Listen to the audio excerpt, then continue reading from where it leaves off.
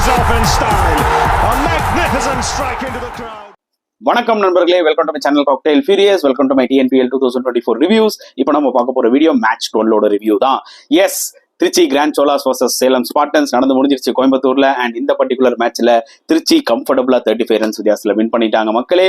So toss win பண்ணி polling எடுத்தாங்க Salem Spartans and 198 runs post பண்ணாங்க திருச்சி கிராண்ட் சோலாஸ். வாய்ப்பே இல்லை, சூப்பர் பேட்டிங் எஃபர்ட். இப்படி ஒரு ஃபிளாட் ட்ராக்ல நான் கூட ஒரு ஸ்டேஜில் 185 அடிப்பாங்கன்னு நினைச்சேன், பட் எக்ஸ்ட்ராவே ஒரு 13 ரன்ஸ் அடிச்சிட்டாங்க. ஸோ அதுலேயே அவங்களுக்கு ஒரு மிகப்பெரிய அட்வான்டேஜ் ஆக்சுவலா வந்துருச்சு. ஸோ ஒரு ஸ்டேஜ்ல ஆக்சுவலா என்னன்னு பாத்தீங்கன்னா, ஒரு ஸ்டேஜ்ல தேவர் ஸ்ட்ரகிளிங்.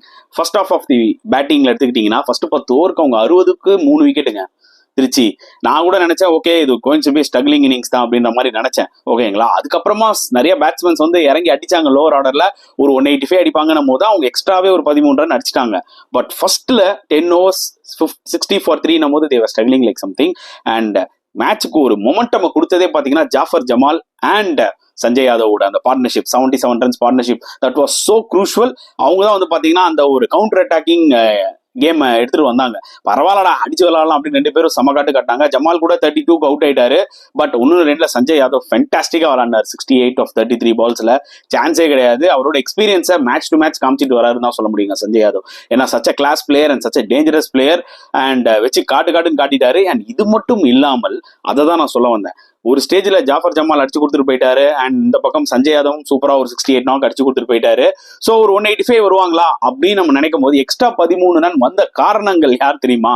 லோவர் ஆர்டர்ல வந்த ராஜ்குமார் அண்ட் சரவணகுமார் தான். 2 பேரும் சேர்ந்து ஒரு 11 பால் விளையாடிப்பாங்க. 35 ரன் ஆட் பண்ணாங்க. அங்கதாங்க கேமே சும்மா ஷிஃப்ட் ஆச்சு. ஸோ ஒரு பக்கம் ராஜ்குமார் 5 பால்ல 18 ரன் சம காட்டினாரு, 3 6. இன்னொரு பக்கம் சரவணகுமார் அவர் வந்து பாத்தீங்கன்னா 6 பால்ல 17 ரன், அவரு 2 6. ஸோ அவங்க 2 பேர் அடிக்கிறது பத்தாம இவங்க 2 பேர் சூப்பரா வந்து பினிஷ் பண்ணி கொடுத்தாங்க ஆக்சுவலா திருச்சி கிராண்ட் சோலாஸ்க்கு.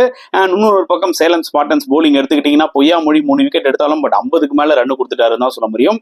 மேபி கௌஷிக் ஸ்ரீனிவாஸ் வேணா கொஞ்சம் டீசெண்டா போட்டிருக்கலாம் எக்கனாமிக்கலாம். மற்ற போலர்ஸ் எல்லாருமே அடி வாங்கினாங்க.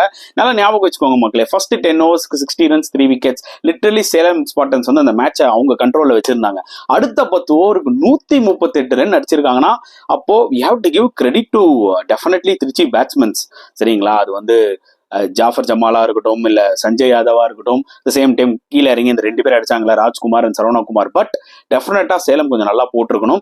நிறைய ஸ்லாட் பால்ஸ், அதாவது அவங்களுக்கு ஒரு ஸ்டேஜுக்கு மேல எப்படி போலிங் போறதுனே தெரியல, அந்த அளவுக்கு இருந்தது அந்த பக்கம். ஒரு ப்ரூட்டல் பேட்டிங் எஃபர்ட்னு சொல்லலாம் திருச்சி அந்த லாஸ்ட் 10 overs. அண்ட் சேசிங்ல ஆப்வியஸ்லி அவங்களுக்கு இன்டென்ட் காமிச்சு தான் ஆனும். அதுக்கேற்ற மாதிரி தான் இன்டென்ட் காமிச்சாங்க. கவின் நல்ல ஃபார்ம் பிளேயர், அவரும் சரி அபிஷேகம் சரி ஓப்பனிங்ல செம இன்டென்ட் காமிச்சாங்க. பட் அவங்களும் சீக்கிரமா அவுட் ஆயிட்டாங்க. 2-3 6 அடிச்சாங்க. பட் அவங்களும் குயிக்கா அவுட் ஆயிட்டாங்க. விவேக் வந்து ஒரு வேற லெவல் ஒரு தாறுமாறான இன்னிங்ஸ் விளையாடினாருங்க. 10 பால்ல 33 ரன் வச்சு செஞ்சுக்கிட்டு இருந்தாரு. அவர் இருக்கிறவருக்கும் ரொம்ப டேஞ்சரஸா தெரிஞ்சாரு. பட் அதுக்கப்புறம் பாத்தீங்கன்னா விக்கெட்ஸ் என்னதான் உங்க ரன் ரேட் வந்து நல்லா மெயின்டைன் பண்ணாம விக்கெட்ஸ் ஒரு 2ல போயிட்டே இருந்துச்சு. அட்னான் ஒரு 31 balls 40 அடிச்சாரு. மேபி அவர் கொஞ்சம் புஷ் பண்ணிருக்கலாமோ, இன்னும் கொஞ்சம் புஷ் பண்ணி விளையாடி இருக்கலாமோ, டாட் பால்ஸ் அவாய்ட் பண்ணிருக்கலாமோன்ற மாதிரி எனக்கு தோணுச்சு. அண்ட் லாஸ்டா வந்து பாத்தீங்கன்னா சன் வந்து பாத்தீங்கன்னா ஓரளவுக்கு எஃபெக்ட் போட்டுட்டு இருந்தாருங்க. போலிங் மட்டும் இல்ல பேட்டிங்கும் அவர் கொஞ்சம் நல்லா விளையாடுவாரு. அவர் வந்து பாத்தீங்கன்னா ஒரு தம் கட்டி விளையாடிட்டு இருந்தாரு. பட் இன்னொரு பக்கம் ஹரிஷ்குமார் நல்ல பிளேயர், அவரும் லோவர் ஆர்டர்ல அவரு அப்பதான் ஒரு 2 6 அடிச்சாரு. அவரோட ரன் அவுட் மேபி கொஞ்சம் மேட்ச் டர்ன் ஆயிருக்குமோ. 29 balls 66 ரிக்வயர்ட் ரேட் எங்கேயோ தான் இருக்கு. ஆனா இவங்க 2 பேருக்கும் அந்த ஹிட்டிங் கேப்பபிலிட்டி இருக்கு. அவர் ரன் அவுட் ஆகும் போதே தெரிஞ்சது ஓகே ஆல்மோஸ்ட் இந்த மேட்ச் ஓவர்னு. அண்ட் சன்னி அவர் தான் வந்து பாத்தீங்கன்னா கடைசி வரைக்கும் கொஞ்சம் கேம் எடுத்துட்டு போனார். எடுத்துட்டு போய் 35 ரன்ஸ் வித்தியாசத்துல தோத்துட்டாங்க அன்பார்ச்சுனேட்லி. ஏன்னா தேவர் அப் டு த கேம். ஒரு ஸ்டேஜ் வரைக்கும் பாத்தீங்கன்னா நல்ல ரன் ரேட் தான் வச்சிருந்தாங்க, ரிக்வயர்ட் ரன் ரேட். பட் அந்த ஒரு சேசிங் பிரஷர்ல விக்கெட்ஸ் விட்டுக்கிட்டே இருந்தாங்க. அது ஒரு மிகப்பெரிய கன்சர்ன் ஆயிடுச்சு. அண்ட் இந்த பக்கம் போலிங் எடுத்துக்கிட்டீங்கன்னா ராஜ்குமார் சரவணகுமார் 2 பேரும் பேட்டிங்ல மட்டும் கலக்கல, போலிங்லயும் சூப்பரா போட்டாங்க. சரவணகுமார் 3 wickets நியூ பால்ல சூப்பரா போட்டாரு. ராஜ்குமார் 2 wickets எடுத்தாரு. அண்ட் மற்ற போலர்ஸும் எல்லாருமே ரொம்ப டீசெண்டா போட்டாங்க. So we have to give them huge credit. செம்ம ஆல்ரவுண்ட் கேம் அவங்க 2 பேருக்குமே. அதுதான் ஒரு கேம்ல ஒரு மிகப்பெரிய டர்னிங் பாயிண்டா வந்து அமைஞ்சது ஆக்சுவலி திருச்சிக்கு. So great effort from Trichy, அதை வந்து கண்டிப்பா நம்ம சொல்லியே ஆகணும். ஸோ இந்த மேட்சை பத்தி நீங்க என்ன ஃபீல் பண்ணீங்கன்றத மறக்காம கமெண்ட் செக்ஷன்ல போடுங்க. இந்த வீடியோ பிடிச்சிருந்தா லைக் பண்ணுங்க, ஷேர் பண்ணுங்க, முடிஞ்சா சப்ஸ்கிரைப் பண்ணுங்க. ஸோ நெக்ஸ்ட் வீடியோல பார்க்கலாம் ஃப்ரெண்ட்ஸ். அன்டில் தென் பாய்.